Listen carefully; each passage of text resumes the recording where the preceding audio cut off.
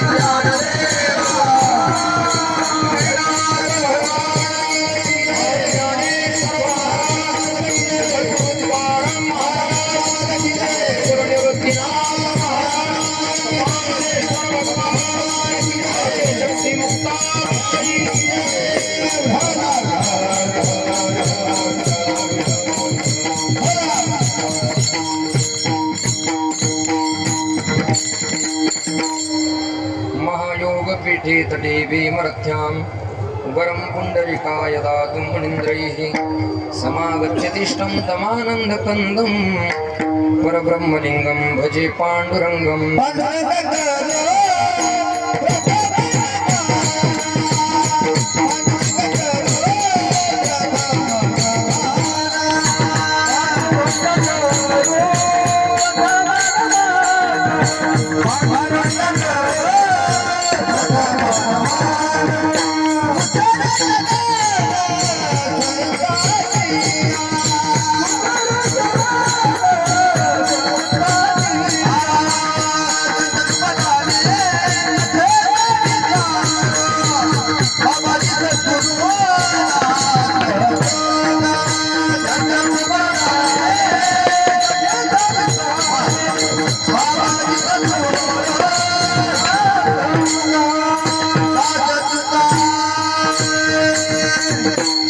पांडुरंगा करू प्रथम नमन दुसरे चरणा संतांची अलंकापुरी रम्य सिंहासनस्थं पदांबुज तेजस्कृति प्रदेशं वीरेन्द्रादिदेवैः सदा स्तूयमानं समाधिस्थमूर्तिं भुजे ज्ञानदेवं नमो ज्ञानेश्वरा निवृत्ति उदारा सुपाणदेवा मुक्ताबाई नमो त्रिभुवन पावने आद्यत्रे जननी देवांची सच्चिदानंद रूपाय विश्वोत्पत्त्यादि हेतवे तापत्रे विनाशाय श्रीकृष्णाय वयं नमः नमामि सद्गुरुं शान्तं सच्चिदानंद विग्रहं पूर्ण ब्रह्म परानंद मीशमालंदि वल्लभं ज्ञानेषु भगवान् विष्णु निवृत्तिर्भगवान् हरः सोपानो भगवान् ब्रह्मा मुक्ताख्या ब्रह्मचित्कला योऽन्त प्रविश्य मम वाचमिमां प्रसुप्तां संजीवयत्यखिल शक्तिधर स्वधाम्नां अन्यौष्टहस्तचरण श्रवणत्वगादीन् प्राणान्नमो भगवते पुरुषाय तुभ्यं निवृत्तिनाथाचे चरणी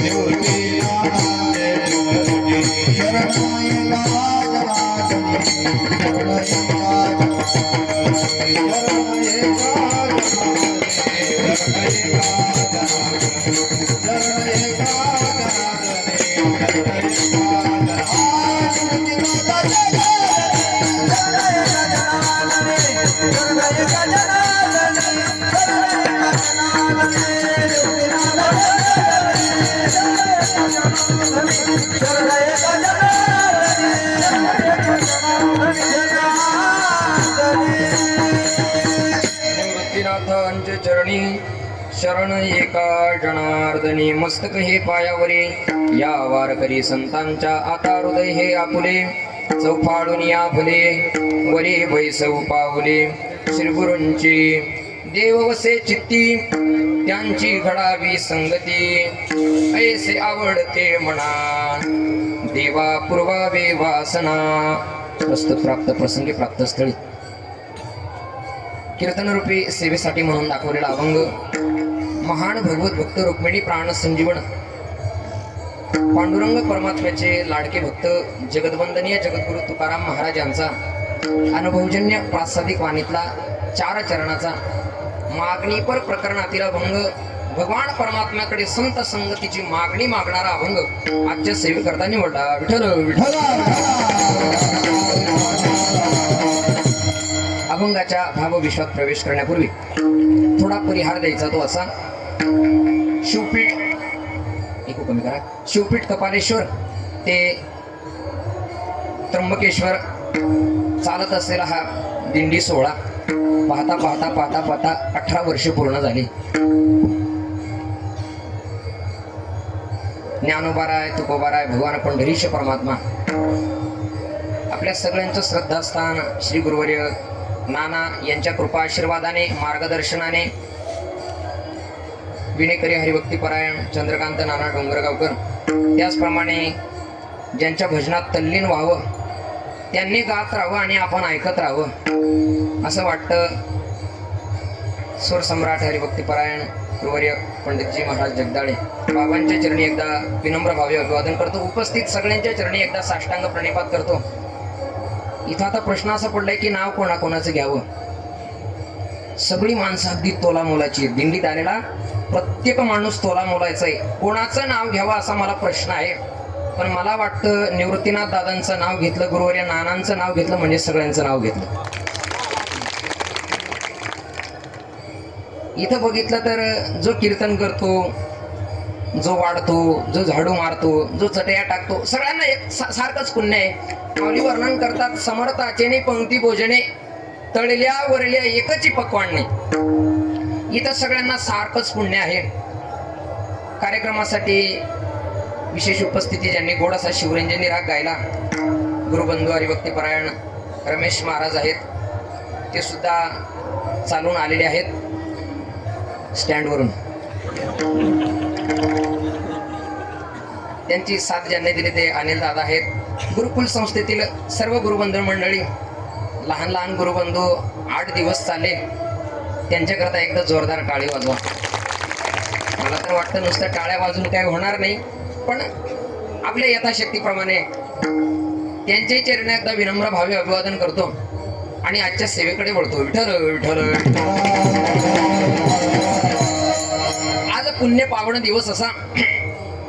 आज पहिला मुद्दा षटतिला एकादशी आहे. आज मकर संक्रांती आहे.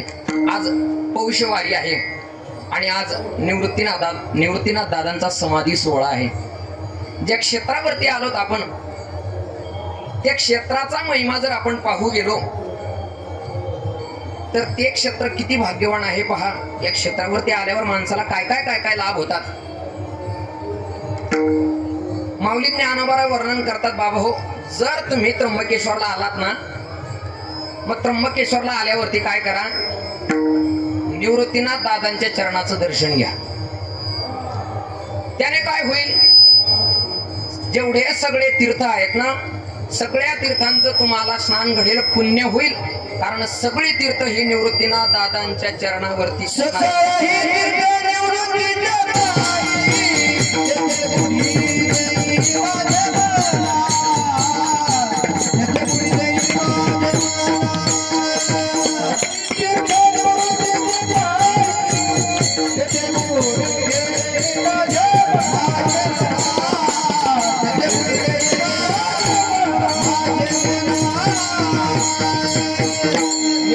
दादांच्या चरणी सकळ ही तीर्थे निवृत्तीचे पायी तेथे बुडी देई माझ्या मनात सगळ्या तीर्थांचं तुम्हाला स्नान घडेल, पुण्य घडेल. काय करा, निवृत्तीनाथ दादांच्या चरणाचं दर्शन घ्या.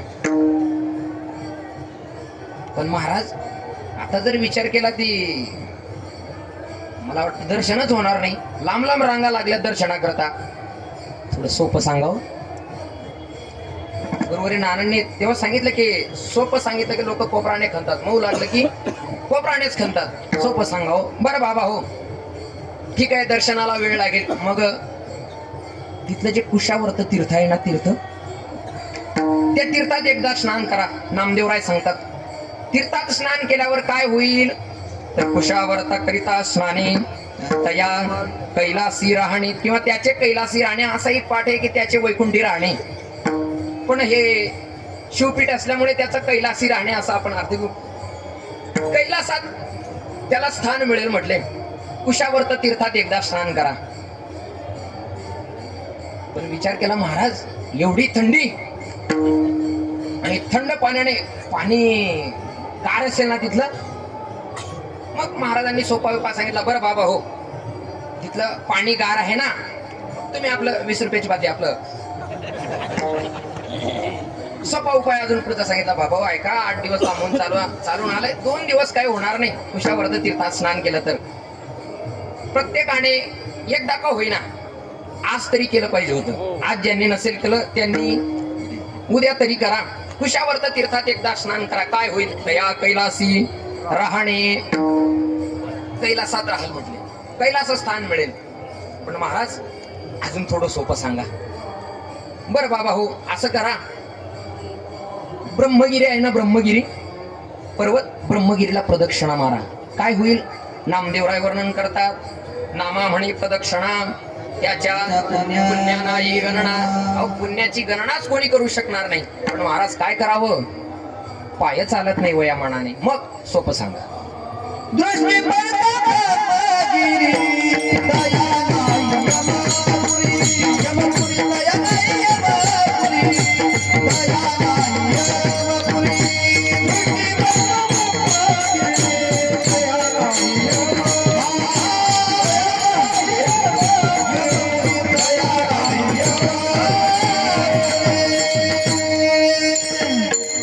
त्र्यंबकेश्वरला आलात ना, फक्त ब्रह्मगिरीकडे पहा, दृष्टी टाका. काय होईल दृष्टी पडता ब्रह्मगिरी. आणि मग तया नाही यमपुरी, यमयातना त्याला यम त्याला घेऊन जाणार नाही. तया नाही यमपुरी. महाराज थोडं सोपं सांगा.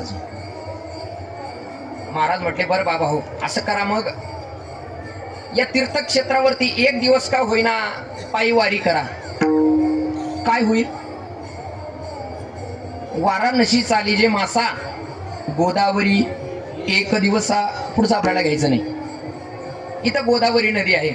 मग वाराणसीला काशीला 1 महिना चालल्यावरती जे पुण्य होतं ना, ते गोदावरीला 1 दिवस चालल्याने मिळतं. म्हणून काय करा, 1 दिवस म्हणजे नाशिक ते त्र्यंबकेश्वर 1 दिवस तरी पायी वारी करा.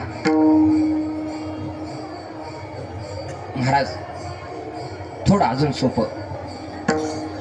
सोपं. जे वारकरी त्र्यंबकेश्वरला जातात ना, पायी वारी जात असली की ती वारीला बोळवण करायला जा, म्हणजे दिंडी वाटी लावायला जा. काय होईल तुकोबाराय वर्णन करतात. नमो तीर्थ पंथे चालती तयासी येथे बोळवेत त्यांसी नमो. जे तीर्थपंथाने चालतात, तीर्थयात्रेला जे जातात त्यांच्या तर चरणावर तुकोबाराय लोटांगण घालतातच, पण येती बोळवित जे दिंडे वाटी लावायला येतात ना तुकोबाराय त्यांच्या चरणावरती सुद्धा लोटांगण घालतात. एक जण म्हटलं महाराज दिंडी वाटी लावायला, दिंडीची वाट लावायला सांगा, दिंडी वाटी लावायला सांगू नका, सोपं सांगा अजून. बरं बाबा हो, मग असं करा घरीच राहा, गंगा नदीचा उगम इथूनच आहे ना, मग असं करा घरी बसल्या बसल्या बसल्या गंगा गंगा गंगा गंगा म्हणा, काय होईल?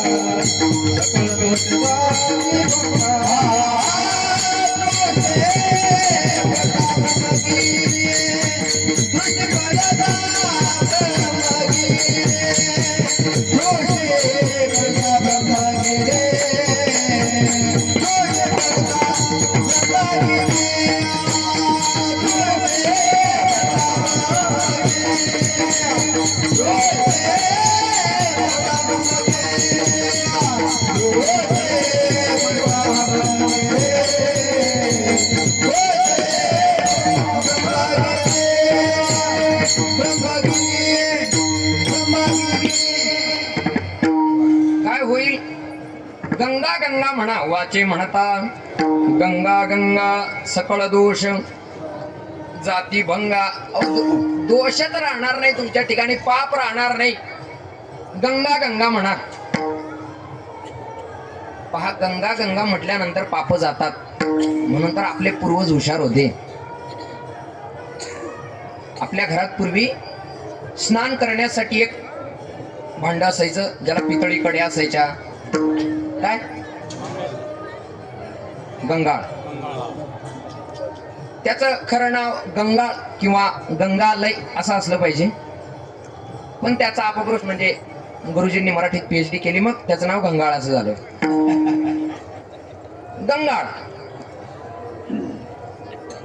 गंगेत स्नान केलं की पाप जातात. फक्त वाचेने गंगा गंगा म्हणा.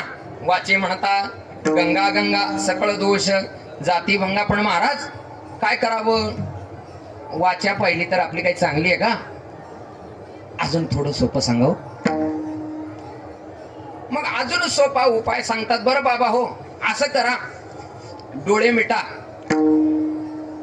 बसल्या बसल्या त्र्यंबक राजांचं ध्यान करा, त्र्यंबकेश्वर परिसराचं ध्यान करा, ब्रह्मगिरी डोळ्यापुढे आणा, ब्रह्मगिरीला प्रदक्षिणा करा, त्र्यंबक राजांचं दर्शन घ्या, निवृत्तीनाथ दादांचं दर्शन घ्या बसल्या बसल्या. आणि वाचेने फक्त निवृत्ती निवृत्ती निवृत्ती असं म्हणा. काय होईल? निवृत्ती निवृत्ती.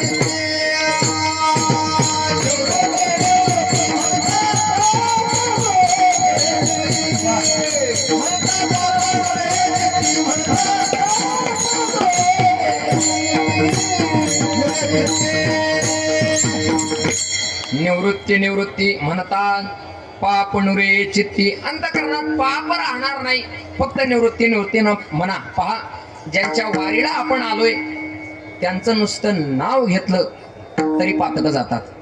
विचार करा, त्यांची वारी केली तर काय होईल. जीवनात एकदा आल्यानंतर निवृत्तीनाथ दादांची वारी करा. आज त्या निवृत्तीनाथ दादांचा समाधी सोहळा आहे. मित्र, माझं परम भाग्य समजतो की आज क्षेत्रावरती कीर्तन करण्याचा मला आलेला योग. काहीतरी माझं उजळले भाग्य आता असं म्हणावं लागेल, किंवा भाग्याचा उदय ते हे जोडे संत पाय. अशा निवृत्तीनाथ दादांच्या चरणी एकदा विनम्र भावे अभिवादन करतो. उपस्थित श्रोते सज्जन, माता भगिनी, पितृवर्ग, अबाल वृद्ध सगळ्यांच्या चरणी एकदा विनम्र भावे अभिवादन करतो आणि आजच्या सेवेकडे वळतो. जगद्गुरु तुकोबाराय आजच्या अभंगातून भगवान परमात्म्याकडे मागणी मागतायत. मागणी की देवा, मला संत संगती द्या, संत संगती. पण इथं शंका अशी उपस्थित होती की का हो, जगद्गुरु तुकोबाराय मागणी मागतातच कशी? का? कारण दोन टोकाचे पदार्थ एकत्र येण्याकरता त्यांच्यात काही गोष्टी या समान असाव्या लागतात. सुभाषितकार वर्णन करतात की मृगा मृगई संग मृगश्चरंते गावश्च गोभे तुर्गा तुर्गई मूर्खिष्ट मूर्खई सुदिया सुदेवी समानशीले व्यसनेषु सख्यम. दोन विरुद्ध टोकाचे पदार्थ एकत्र येण्यासाठी त्यांच्यात काहीतरी गोष्टी समान असाव्या लागतात. उदाहरण सांगतो पहा. पेट्रोल मध्ये पेट्रोल मिसळलं तर चालेल, पेट्रोल मध्ये पेट्रोल मिसळलं तर चालेल, पेट्रोल मध्ये पाणी मिसळलं तर नाही चालणार, पाण्यात पाणी मिसळलं तर चालेल. मग जर पाण्यात पेट्रोल चालत नाही का?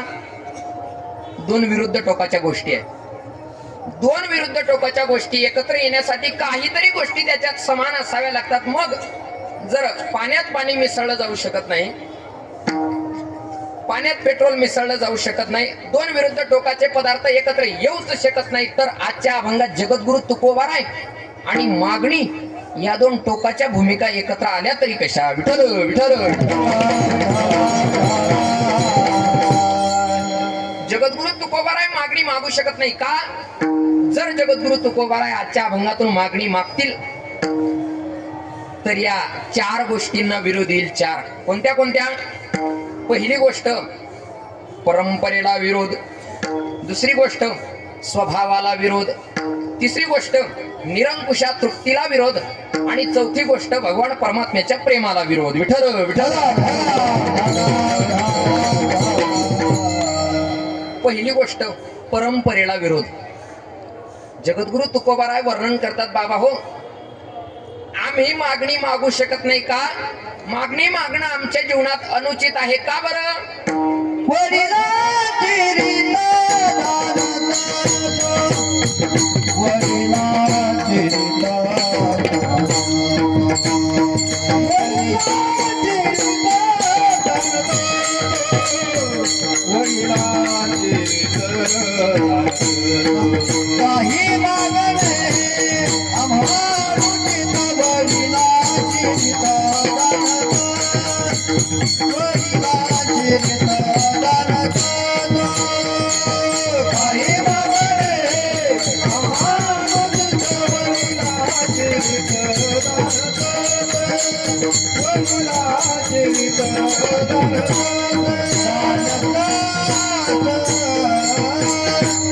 तुकोबाराय वर्णन करतात, काही मागणे हे आम्हा अनुचित वडिलांची रीत जाणत. आमच्या वडिलांची रीत आहे, आमच्या पूर्वजांची रीत आहे की आम्ही मागणी मागतच नाही. आमच्या पूर्वजांनी सुद्धा, आता आमच्या वंशजांनी मागितले नाही. जर वंशजांचा विचार करू गेलो तर वंशजांमध्ये दोन प्रकार पडतात. एक आहे विद्यावंशज आणि एक आहे रक्तवंशज. आमच्या रक्तवंशजांचा जर विचार करू गेलो, विश्वंभर बाबांपासून पहा. विश्वंभर बाबा पंढरपूरला जायचे. पंढरपूरला गेल्यावरती आता भक्तीचं एवढं ओझं विश्वंभर बाबांचं, तुकोबारायांनी विश्वंभर बाबांना भगवान परमात्म्याने सांगावं, बाबा मागाव काहीतरी, ओझं तरी कमी होईल, मागाव काहीतरी. पण विश्वंभर बाबांनी असा हात धरला की हात निसटून घ्यावा, नाही नाही मागणार नाही. मग न मागणाऱ्यांच्या यादीतला विचार केला तर आमच्या रक्तवंशज मागत नाही. विद्यावंशजांचा जर विचार करू गेलो, विद्यावंशज आता तुकोबारांचे कोण? तुकोबारांचा पहिला अवतार जर बघितला तर भक्त प्रल्हाद, दुसरा अवतार उद्धव, तिसरा अवतार अंगद, चौथा अवतार नामदेवराय आणि तेच नामदेवराय कलियुगातला दुसरा अवतार म्हणजे जगद्गुरु तुकोबाराय. मग आता विद्यावंशजांचा जर विचार केला, सर्वप्रथम पहा भक्त प्रल्हाद. हिरण्यकश्यपूने अनेक प्रकारे मारण्याचा प्रयत्न करावा भक्त प्रल्हादाला, पण भक्त प्रल्हाद मरत नाही. आपल्याकडे एक म्हण आहे, देव तारी त्याला कोण मारी. बर, ज्याला देव मारी त्याला कोण तारी, आणि हाते पाय मरी त्याला देव काय करी. देव तारी त्याला कोण मारी. देव तारणार आहे, अनेक उपाय करतो हिरण्यकश्यपू, पण भक्त प्रल्हाद मरत नाही. न राहून शेवटी हिरण्यकश्यपाने विचारलं, म्हटले का रे तू ज्याचं नामचिंतन करतो तो राहतो तरी कुठे. भक्त प्रल्हाद म्हटला, बाबा कुठे राहत नाही ते सांगा. येरू म्हणे काष्टी पाषाणी सकळ आहे वनमाळी जेथे तेथे. आहो सगळीकडे ओतप्रोत भरलाय. म्हटले हो हो. या खांबात आहे. म्हटले आहे. आता खांबावर लात मारायला जाणार, तिकडे देवाला चिंता वाटली. देव आधीच खांबात येऊन बसला आणि शुष्क काष्ट गुरगुरी खांबावर लात मारली, असा खांब कडाडला, वरती ब्रह्मदेव दचकला. ब्रह्मदेव वरती उंटाचं मॉडेल बनवत होता आणि उंटाची पाठ ब्रह्मदेवाने अगदी अशी सपाट बनवली होती. इंचभर सुद्धा इकडे तिकडे नव्हतं, सपाट पाठ बनवलेली. आणि सहज असा पाठीवरून हात फिरत होता, तितक्यात या भाऊने लात मारली, ब्रह्मदेव दचकला आणि ती उंटाची पाठ अशी झाली. ते तेव्हापासून अशी येते, अशी. इतका आवाज वरतीपर्यंत गेला आणि नृसिंह भगवान प्रगट झाले. आता हिरण्यकश्यपूने काय काय वर मागितले होते. म्हटले, देवा मला आकाशात मरण नको, जमिनीवर नको, घरात नको, बाहेर नको, शस्त्राकडून नको, अस्त्राकडून नको, स्त्रीकडून नको, पुरुषाकडून नको, पशुकडून नको, सजीवाकडून नको, निर्जीवाकडून नको. अनेक प्रकारचे वर मागितले. एवढंच नाही, दिवसा नको, रात्री नको, वर्षाचे 12 महिने नको.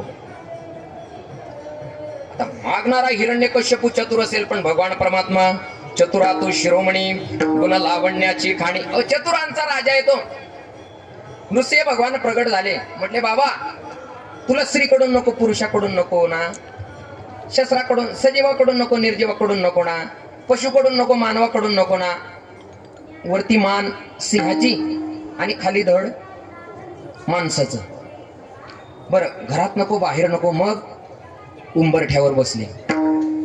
रात्री नको, दिवसा नको, संध्याकाळची वेळ. सजीवाकडून नको, निर्जीवाकडून नको, नखांनी फाडलं. आता नख सजीव आहेत का निर्जीव? बोलत जा, बोलत जा.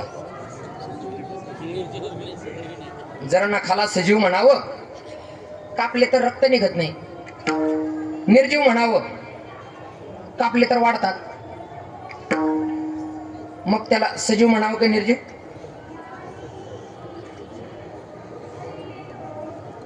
मला तर वाटतं त्याला नखच म्हणावं. सजीव निर्जीव म्हणण्यापेक्षा नखच म्हणावं. नखांनी फाडलं.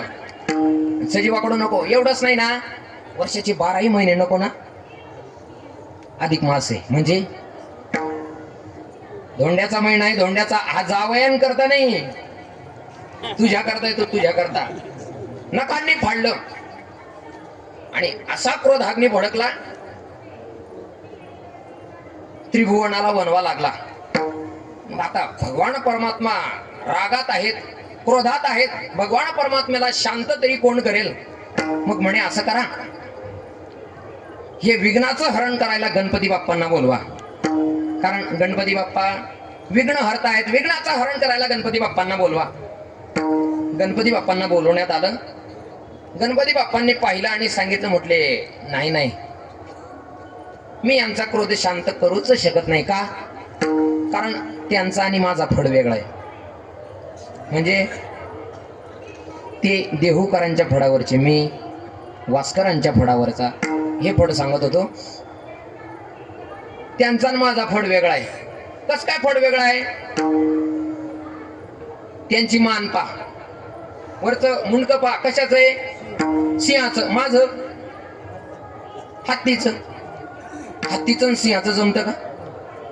मी राग शांत करू शकत नाही म्हणे मग दुसरं कोणाला तरी बोलवा. आता नाही का माणूस कोणाचं ऐकत, पण एका व्यक्तीचं ऐकतो. कोणाचं? बोलावं बोला, आपलं मला अजून माहिती नाही म्हणून. कोणाचं ऐकतो? लक्ष्मी मातेला बोलवलं, बघताच 3 नंबरला आहे. लक्ष्मी मातेला बोलवलं. लक्ष्मी मातेने पाहिलं, म्हटले नाही नाही, एवढा क्रोध मी आजपर्यंत पाहिला नाही. मी सुद्धा त्यांचा राग शांत करू शकत नाही. म्हणे मग असं करा, ज्याच्या करता अवतार झालाय ना त्याला पुढे पाठव. अवतार कोणाकरता झालाय? भक्त प्रल्हादा करता. नुसत्या प्रल्हादा करता नाही, प्रल्हाद तर ट्रकभर आहेत. भक्त प्रल्हादा करता अवतार झालाय. प्रल्हादाला पुढे पाठवा. भक्त प्रल्हाद पुढे गेले. भगवान परमात्म्याने प्रल्हादाला पाहिलं. नाम प्रल्हाद उच्चारी तया सोडवी नरहरी, उचलोनी घेतला कडीयेवरी आणि भक्ती सुखे निवाला. भगवान परमात्म्याचा क्रोध शांत झाला आणि भगवान परमात्मा प्रल्हादाला म्हणतात, माग प्रल्हादा काहीतरी. त्यावेळी प्रल्हाद म्हणतो, देवा जर मी तुझ्याकडे काही मागितलं तर मी व्यापारी म्हणावला जाईल. मी व्यापारी नाहीये की काहीतरी द्या आणि काहीतरी घ्या. देवा मी व्यापारी नाहीये, मला काहीच नको तुझ्याकडून. मग विचार करा, भक्त प्रल्हाद मागत नाही, त्या विद्यावंशजातले जगद्गुरु तुकोबाराय आजच्या अभंगातून मागणी मागतात तरी कशी? जगद्गुरु तुकोबाराय मागणी मागू शकत नाही, कारण एक रक्तवंशाला विरोध आणि एक वंशजाला विरोध. दुसरा मुद्दा परंपरेला विरोध आणि दुसरा मुद्दा भगवान परमात्म्याच्या प्रेमाला विरोध. भगवान परमात्मा कोणावरती प्रेम करतो माहितीये? जो मागत नाही ना त्याच्यावरती. नात्राय एका भारुडात वर्णन करतात, देने वाला है पर लेने वाला नहीं, लेने वाला है पर देने वाला नहीं, होरी होरी होरी लेवरी रसी. देणारा आहे पण घेणारा नाही. कोण? संत महात्मे. संत महात्म्यांना देव देतो पण संत महात्मे घेत नाही. आणि तुम्ही आपण सगळे घेणारे होतो, पण भगवान परमात्मा देत नाही. भगवान परमात्म्याला मागणारे भक्त आवडत नाही, म्हणून भगवान परमात्म्याच्या प्रेमाला विरोध. पहिली गोष्ट परंपरेला विरोध, भगवान परमात्म्याच्या प्रेमाला विरोध. तिसरी गोष्ट स्वभावाला विरोध. तुकोबारायांचा असा स्वभाव होता की बाबा हो, माणसाने स्वतःच्या ताकदीच्या बळावरती ब्रह्मांड ठेंगण करावं. पण महाराज वर्णन करतात, हात पसरी जिने धीर दाते, हात पसरी जिने धीर दाते,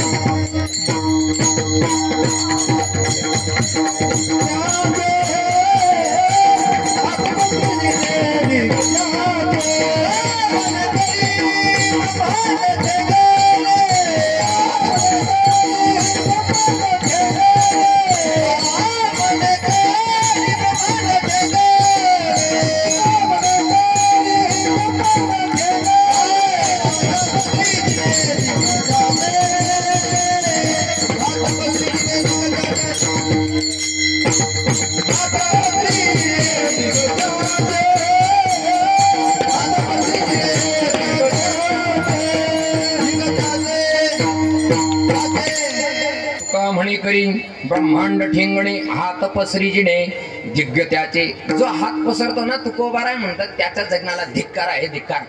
एवढंच नाही, तुकोबाराय भगवान परमात्म्याला सुद्धा सांगतात, देवा एखादा भक्त तुझ्याकडे मागणी मागायला आला ना, आग लागू म्हटली त्याला आग. जळोजीने लाजीरवाणी भिक्षापात्र अवलंबणे, जळोजीने लाजीरवाणी ऐसी आसी नारायणे नुपेक्षिजे सर्वदा. मग विचार करा, जगद्गुरु तुकोबारायांचा स्वभाव मागणीच्या विरोधातला आहे. मग जगद्गुरु तुकोबाराय जर मागणी मागतील तर स्वभावाला विरोध. आणि शेवटचा मुद्दा, जर जगद्गुरु तुकोबाराय मागणी मागतील तर निरंकुशा तृप्तीला विरोध. विठ्ठल विठ्ठल विठ्ठल. निरंकुशा तृप्ती म्हणजे काय? तुकोबारांना निरंकुशा तृप्ती प्राप्त झाली होती. म्हणजे नाही धावा घेत मन इंद्रियांचे समाधान. आता काम नाही, काम नाही, झालो पायी रिकामा, काही मागण्याची इच्छाच नाहीये. तृप्ती तुकोबारायांना प्राप्त झाली होती. मग जर तुकोबारायांना निरंकुशा तृप्ती प्राप्त झाली होती, ते तुकोबाराय जर मागणी मागत असतील तर निरंकुशा तृप्तीला विरोध. मग अशा 4 गोष्टींना विरोध येतो तरी सुद्धा जगद्गुरु तुकोबाराय आजच्या अभंगातून मागणी मागतातच कशी. विठ्ठल विठ्ठल.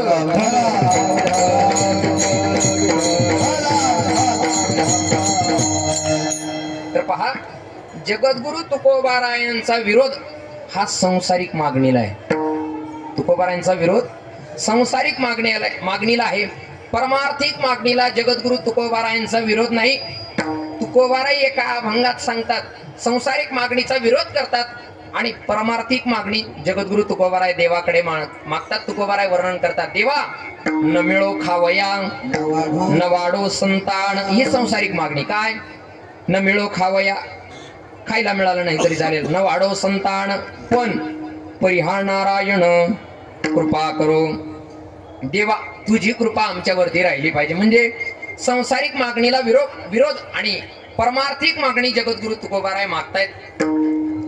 आजच्या अभंगात जगद्गुरु तुकोबाराय जी मागणी मागतायत ती संसारिक नाही, मग ती मागणी परमार्थिक आहे. परमार्थिक. तुकोबाराय वर्णन करतात, देवा मला असं वाटतं माझ्या जीवनात मला संगतीची गरज आहे. जगद्गुरु तुकोबाराय मागणी मागतायत देवाकडे, पण देवाकडे मागावं तरी कोणी? कसं मागावं? कधी मागावं? काय मागावं? कोणी मागावं? कोणी मागावं?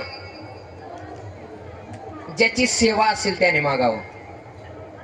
8 दिवस आपण भगवान परमात्म्याची सेवा केली. सेवा म्हणजे काय?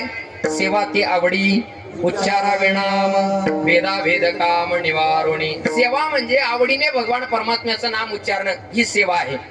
मग ज्याची सेवा असेल त्याने मागावं. सेवेशिवाय मागणं अनुचित आहे. चाकरी वाचून घेणे अनुचित वेतन. चाकरी शिवाय भाकरी मागणं चुकीचं आहे. ज्याने चाकरी केली असेल ना त्यानेच भाकरी मागावी. थोडक्यात ज्याची ठेव असेल त्याने मागावी. एक माणूस आपला बँकेत गेला,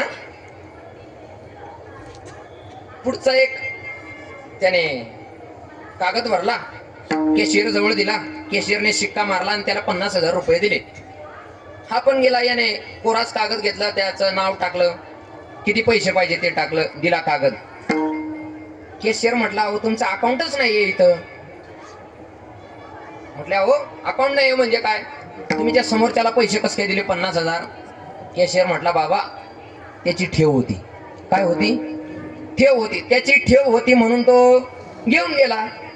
तसं ज्याची ठेव असेल ना त्यानेच मागावं. ज्याने सेवा केली असेल त्यानेच मागावं. तुका मने दादा सेवा घेतला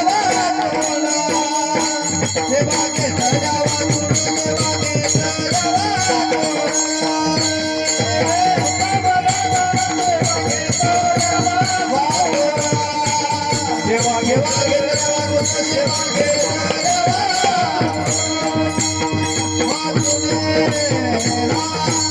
तुका म्हणे दान सेवा घेतल्या वाचून. सेवेशिवाय काहीतरी मागणं चुकीचं आहे. मग पहिला मुद्दा, कोणी मागावं? ज्याने सेवा केली असेल त्याने मागावं. दुसरा मुद्दा, कधी मागावं? वेळ पाहून मागावं. काय? वेळ पाहावी आणि मग मागावं. एक माणूस आपल्या शेजाऱ्याकडे मोगरी मागायला गेला. मोगरी, मोगरी माहिती आहे ना? परभणीकडचे आले, तुमच्याकडे काय म्हणतात? मुंगरी. हा, ते मोगरी मागायला गेले आणि नेमका शेजारचा माणूस त्याच्या बायकोला मोगरीने मारत होता. हे दृष्टांतातला आहे, हा लक्षात ठेवा. मोगरीने मारत होता. याने पाहिला आता की तो मोगरीने मारतोय. हा म्हटला, राम भाऊ. म्हटले, काय? मोगरी पाहिजे होती. म्हटले, मग या ना अशा समोर. अरे बाबा, तो जर मोगरीने मारतोय तू त्याच्याकडे मोगरी मागतोय, कधी मागावं? वेळ पाहून मागावं. कोणी मागावं? ज्याची सेवा असेल त्याने मागावं. कुणाकडे मागावं? ज्याच्याकडे मागतोय ना तो देणारा समर्थ असावा. तुकोबाराय ज्यांच्याकडे मागतायत तो कसा आहे? तोची एक दान शूरदाता. देणारा समर्थ आहे. ऐसा तू समर्थ ब्रह्मांडाचा धनी भगवान परमात्मा समर्थ आहे. मग कोणी मागावं? कधी मागावं? कसं मागावं? नम्रतेने मागावं, म्हणजे हात जोडून मग मागावं. नाहीतर गुरुवारी नाना दृष्टांत सांगतातच. बसमध्ये प्रवास करत होते काही प्रवासी. मग आता बसमध्ये जाताना जर गर्दी असली तर काही उभेच जातात. एका बाईला जागा काही मिळाली नाही. तितक्यात एक तिकडून पोरगा आलं. त्या पोराने त्या शेजारच्या मावशीला म्हटलं, मावशी जरा सरकता का. मावशीनं आपली जागा दिली. तिकडून अजून एक माणूस आला. त्याने पाहिलं हे पोरग काय म्हटलं, मावशी जरा सरकता का. आता याला वाटलं हा मावशी म्हटलं, आपण कसं मावशी म्हणावं. आता मावशी म्हणजे कोण, आपल्या वडिलांची, बोलत जाओ, आपल्या वडिलांची साली. तो बिचारा तिकडून आला आणि तो म्हटला, ए माझ्या बापाची साली सरक तिकडे. देईल का जागा, काना खाली देईल. मागताना कसं कारुण्य भाषेत मागावं ना. तू बरोबर आहे, कारुण्य भाषेत देवाकडे मागतायत की देवा मला असं वाटतंय की माझ्या जीवनात मला संगतीची अपेक्षा आहे. न जाणो देवाने विचारलं असेल का तुम्हाला संगतीची अपेक्षा आहे. त्यावेळी तुकोबाराय सांगतात की जीवनामध्ये माणसाचं पतन होतो त्याला कारण सुद्धा संगतीच आहे आणि उद्धार होतो पतन उद्धार संघाचा महिमा त्याजावे अदमा संत सेवे. पतन उद्धार संघाचा महिमा आहे. म्हणून माझ्या जीवनात मला संगतीची अपेक्षा आहे, संगतीची. देवाने विचारलं की तुकोबाराय नक्की कोणती संगती देऊ, नक्की तुम्हाला संगती कोणती देऊ. कारण संगतीचे 3 प्रकार आहेत, तुमच्याच गाथ्यात आलेत. कोणते कोणते. संगतीचा पहिला प्रकार विसंगती, कुसंगती आणि सुसंगती. कुसंगतीबद्दल जगद्गुरु तुकोबारांच्या गाथ्यात प्रमाण आलाय की ढेकणाच्या संगे कुसंगे नाडीला साधू जैसा. ढेकूण माहितीये का. ढेकूण ढेकणाच्या संगतीत हिरा. हिरा, आता हिरा किती कडक असतो. हिरा जर ओळखायचा असेल तर तुकोबाराय सांगतात, हिरा ठेविता ऐरणी वाचे मारिता जो घणी तोची मोल पावे खरा करणीचा होय चुरा. हिरा असा ऐरणीवरती ठेवा, वरून घराने घाव घाला. हिरा जर ओरिजिनल असेल, खरा असेल तर काय होईल, हिरा ऐरणीत घुसेल. आणि करणीचा म्हणजे खोटा असेल तर काय होईल, त्याचा चुरा होईल. पण जर बारीक विचार केला का हो, जर यदा कदाचित घनाने घाव घातला आणि हिरा जर खरा निघाला तर हिरा ऐरणीत घुसेल. मग आता ऐरणीत घुसलेला हिरा बाहेर कसा काढायचा, याचं उत्तर सुद्धा तुकोबाराय देतात. हिरा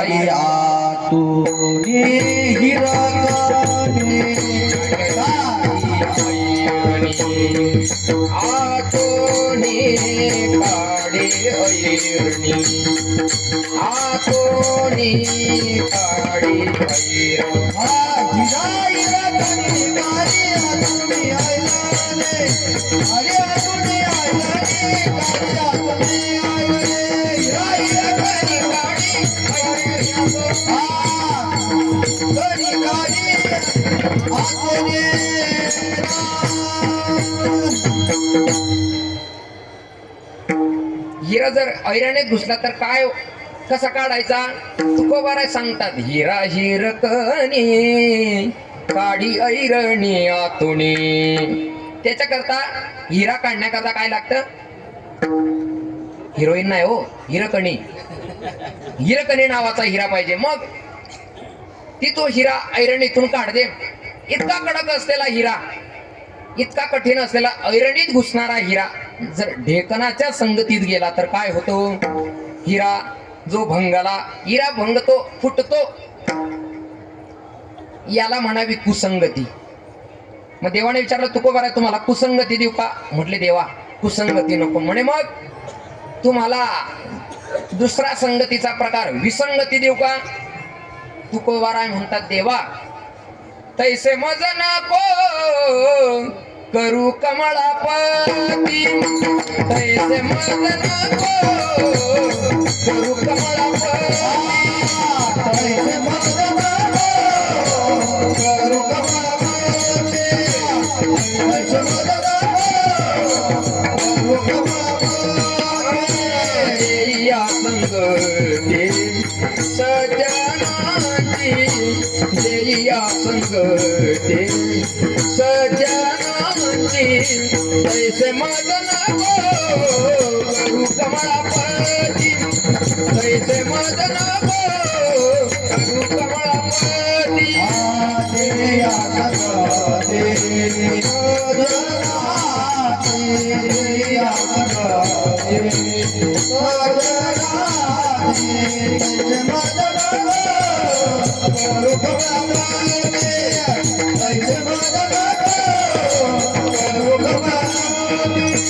कमळापती तुकोबारा वर्णन करतात देवा तैसे मज नको करू कमळापती कैसे नको करू कानडीने केला मराठा भ्रतार एकाचे उत्तर एकाने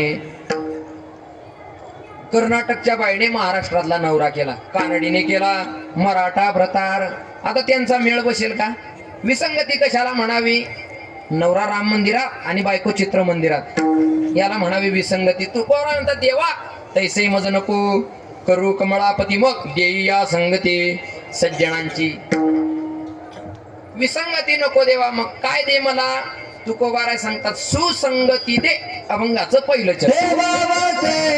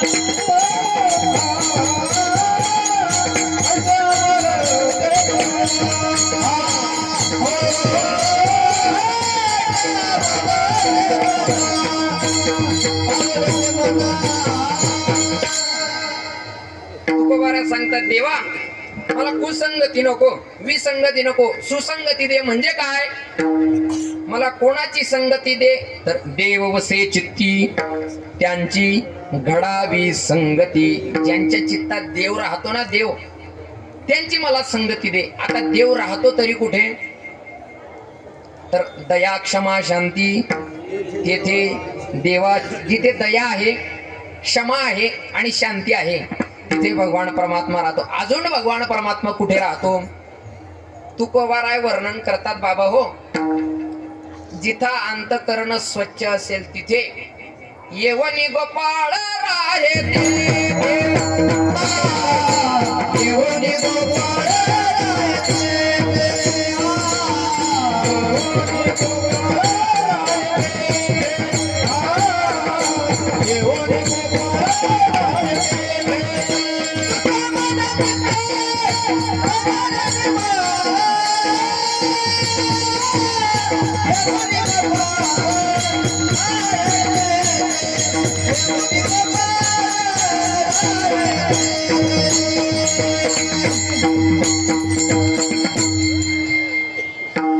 आपण लोण नाही घ्यायचं निवंत चालू द्यायचं आपलं मी आज ते आहेत म्हणून चाली म्हणतोय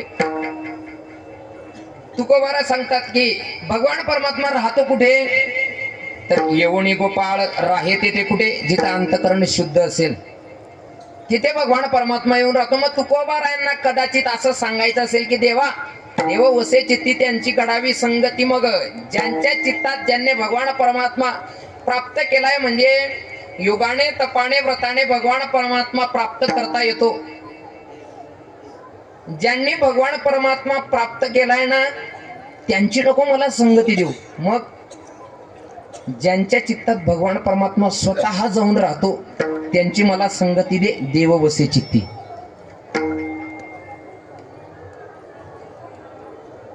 त्यांची घडावी संगती. आता घडावी हे जे पुढचं पद आहे ना ते म्हणत असताना त्यांची घडावी संगती, जर असं म्हटलं त्यांची घडा विसंगती, तर विसंगती हा स्पेशल शब्द तयार होतो. म्हणून म्हणताना घडावी संगती, त्यांची मला संगती घडू दे देवा. कोणाची? ज्यांच्या चित्तात भगवान परमात्मा राहतो त्यांची मला संगती घडावी. मग तुकोबारायांनी विचारलं का, देवाने विचारलं का हो तुकोबाराय, हे तुम्ही कोणाचं ऐकून तर मागत नाहीये ना? तुकोबाराय म्हणतात देवा नाही नाही, ही माझी आवड आहे अभंगाचं दुसरं चरण. ऐसे आवडते मना, ऐसे आवडते मना, ऐसे आवडते मना, ऐसे आवडते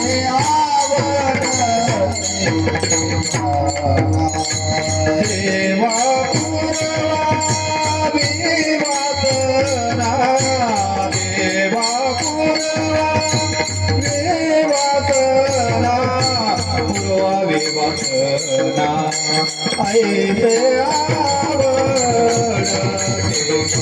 मना, ऐसे आवडते मना, देवा पूर्वावी वासना,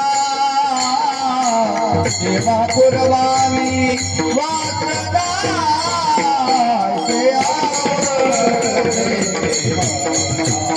मना, ऐसे आवडते मना.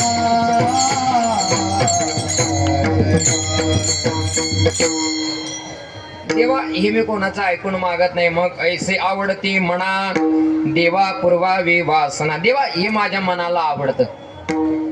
काय? संत संगती. जगद्गुरु तुकोबारायांच्या गाथ्यात जर आपण बघितलं, तुकोबारायांनी फार ठिकाणी संत संगती मागितली. देवा अखंड जया तुझी प्रीती, अखंड जया तुझी प्रीती, अखंड जया तुझे प्रीती, अखंड जया तुझे प्रीती, मज दे तयाची संगती, मज दे तयांची संगती, मज दे तयाची संगती, मज दे तयाची संगती.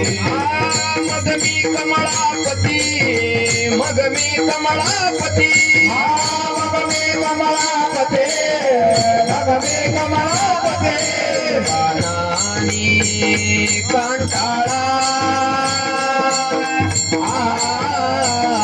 पडून राहीन तळे ठाई, पडून राहीन तळे ठाई.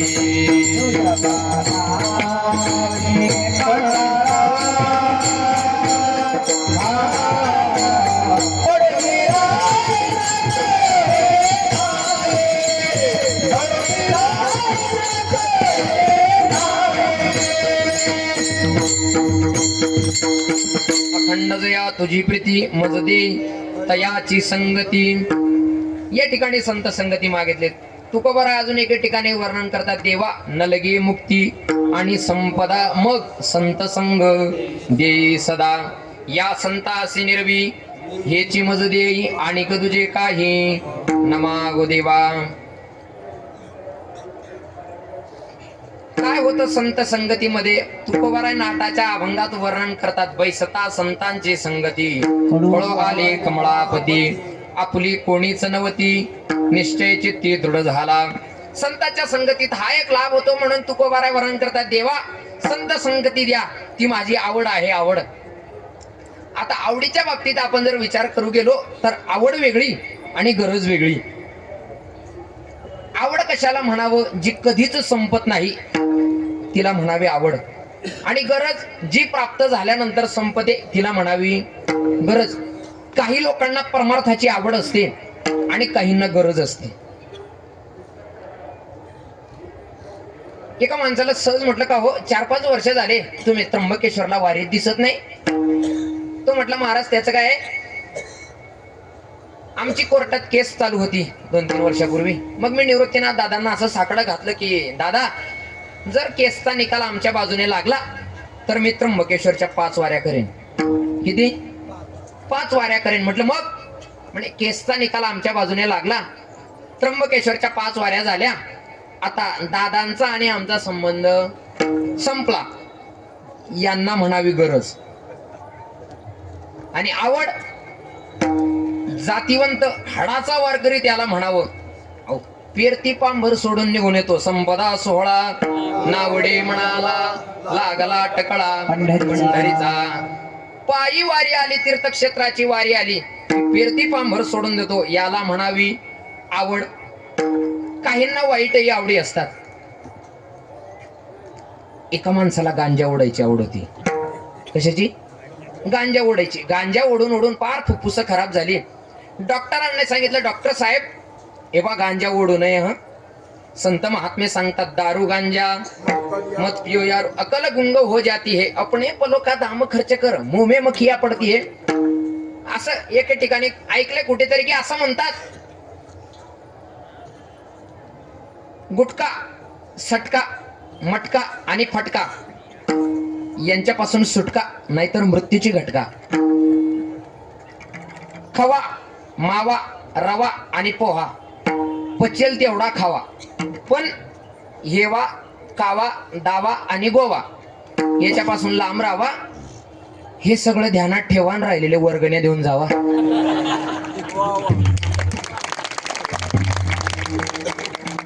नाही देतील ते, चिंता करू नका.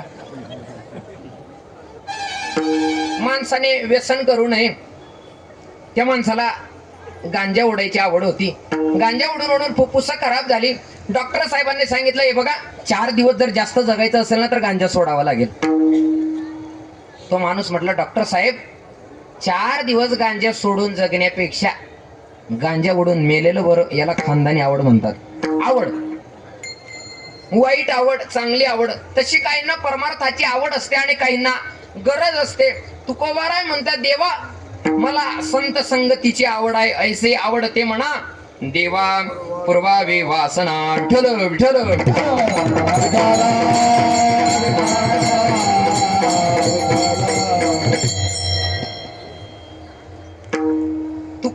तुकोबारायांना भगवान परमात्म्याने विचारलं, मग का हो तुकोबाराय, ठीक आहे तुम्हाला संत संगती हवी आहे, ती तुमची आवड आहे, बरं संत संगती तुम्हाला पाहिजे तरी किती वेळ, किती काळ पाहिजे? तुकोबाराय त्याचं उत्तर देतात अभंगाच्या तृतीयेच्या. जना सवे भेटे, जना सवे भेटे, जना सवे भेटे, जना सवे भेटे.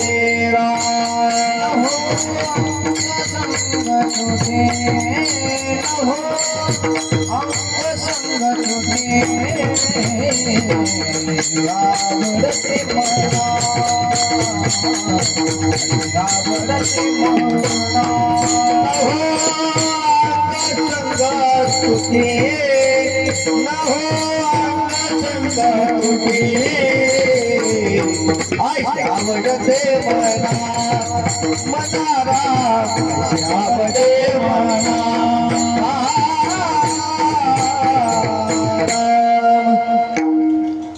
महाराज वर्णन करतात, हरिजना सवे भेटी नहो अंग संग तुटी. देवा मला अंगाने सुद्धा तुटी होऊ देऊ नको आणि संगाने सुद्धा तुटी होऊ देऊ नको. आता अंग तुटी म्हणजे काय आणि संग तुटी म्हणजे काय?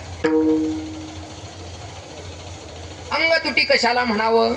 तुकोबारा वर्णन करतात, देवा माझं शरीर माझी काया सतत त्यांच्या सेवेत राहू दे, याला म्हणावी अंग तुटी. आणि माझं चित्त, माझं मन सतत त्यांचं नामचिंतन करत राहो, याला म्हणावी संग तुटी. विठ्ठल विठ्ठल.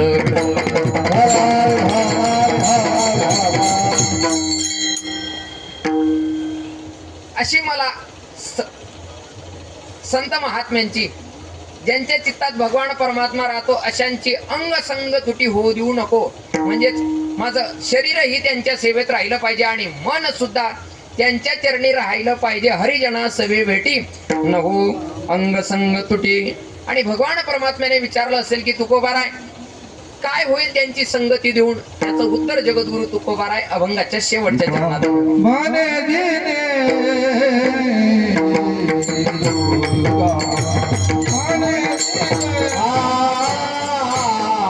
तुका माने दिने तुका माने दिने वाह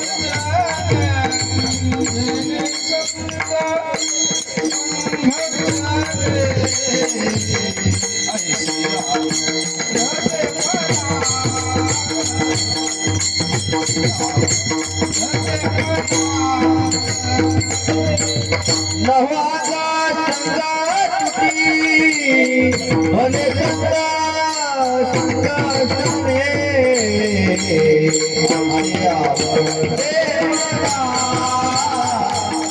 ऐसे आवडते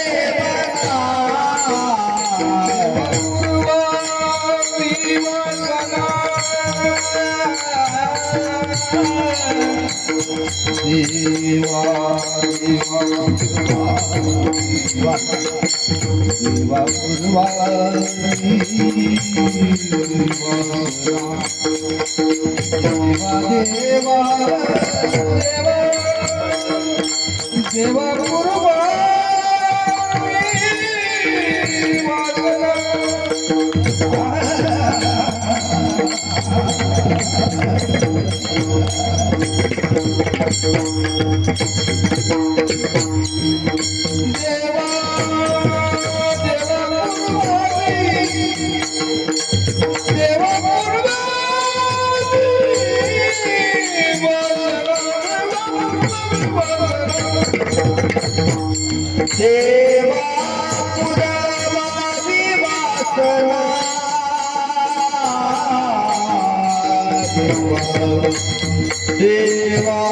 देवा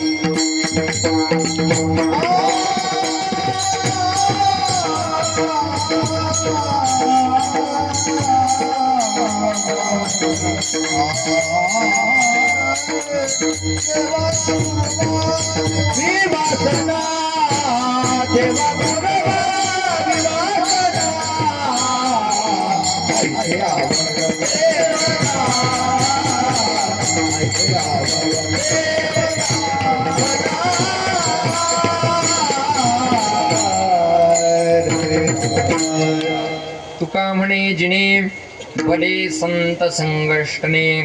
काय होईल संत संगतीने? तुकोबाराय म्हणतात माझं जगणं भलं होईल, जीवन सुधरेल, जीवन चांगलं होईल. संत संगतीत राहिल्यानंतर नक्कीच माणसाच्या जीवनाचा उद्धार होतो. तुम्ही आपण सुद्धा ज्ञानोबाराय तुकोबारायांची संगती करा. म्हणजे संगती करा म्हणजे काय?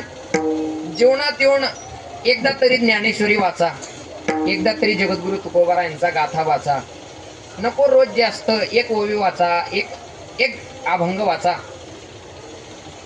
कारण गाथा ज्ञानेश्वरी नुसते ग्रंथ नसून साक्षात ज्ञानोबाराय तुकोबारायांचं वाङ्मयीन स्वरूप आहे. जीवनात येऊन एकदा तरी गाथा ज्ञानेश्वरी वाचा.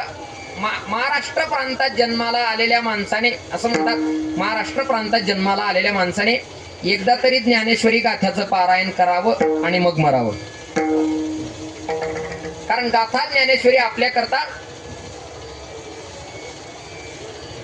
साक्षात ज्ञानोबा राय तुकोबा राय आहेत. त्यांची सेवा करा म्हणजे ज्ञानोबा राय तुकोबा राय